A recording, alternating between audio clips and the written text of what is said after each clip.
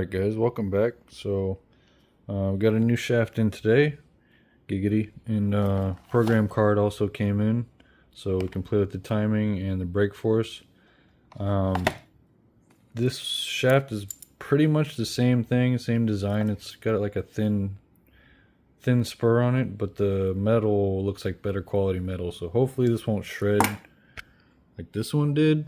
But yeah, I was like 100% sure in that video that the motor slipped, but looking at it closer, the mesh is still, I can't really show it here, but the mesh is still good on the motor, but you can see there, it sheared the teeth right off of that thing.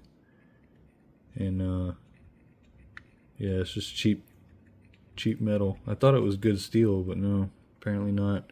So I'm just gonna swap that out, and added the splitter back and decided to just do some wire tie from my aviation days. It should hold up. It's it's very solid. This wire is pretty hard to bend with pliers, so that should give us some front downforce just a little bit. And I think after the first 92 mile an hour pass, when I was stopping the car, it got to the end of the road and it kind of did one of these skid out deals, so my left rear chunked a little bit.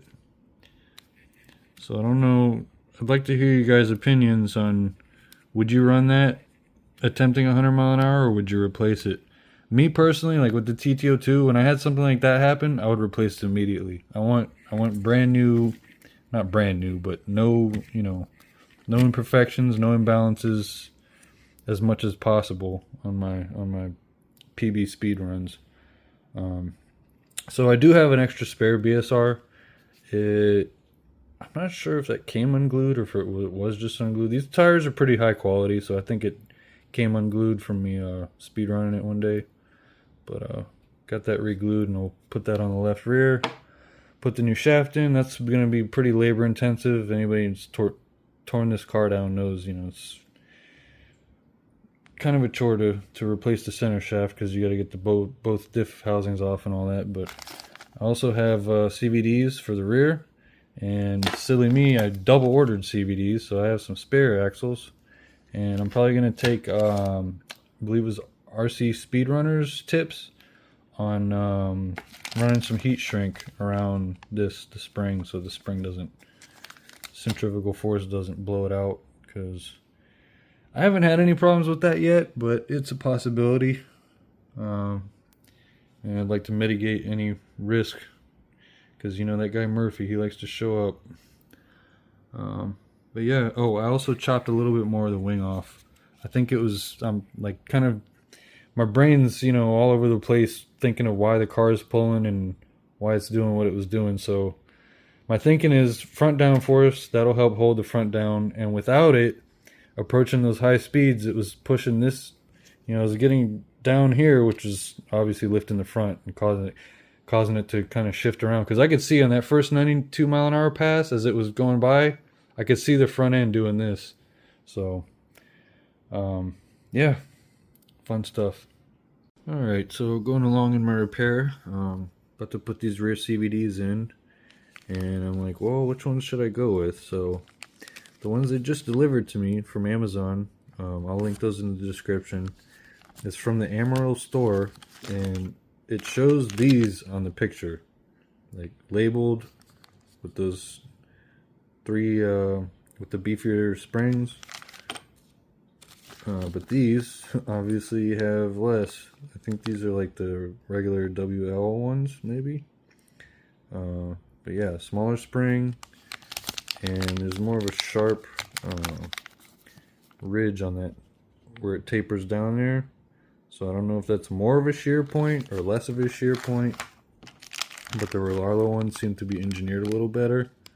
Problem is, these pins are shorter, so I don't know if the pins are going to grip in the cups properly. I imagine the front ones are the same, so see, the dog bones are about the same.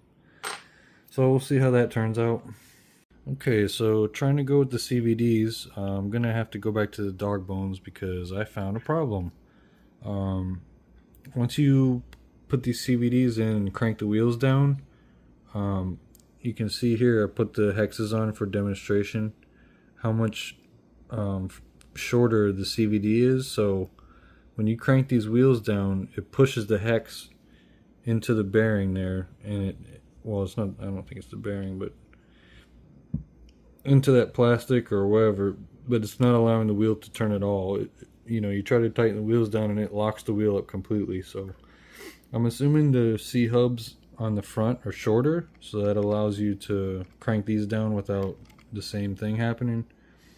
So yeah, this is going to be a no-go on the CVDs for the rear. So just item a note for you guys thinking about doing that. Alright, so moving along, found another problem.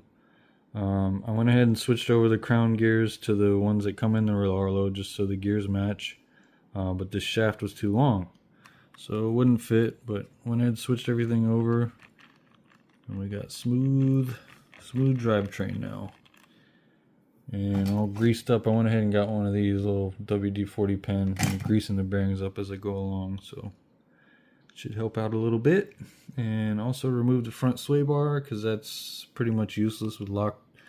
My front's locked, it's not going up or down, so kind of useless. And it was a pain in the butt to get these CVDs out with the sway bar in the way, so let me just get rid of that. And we got our heat shrink. Yeah, heat shrink on the springs, so hopefully no mishaps. Alright, so another late night wrenching session is done. Everything sounds good. You kind of see mesh is pretty tight.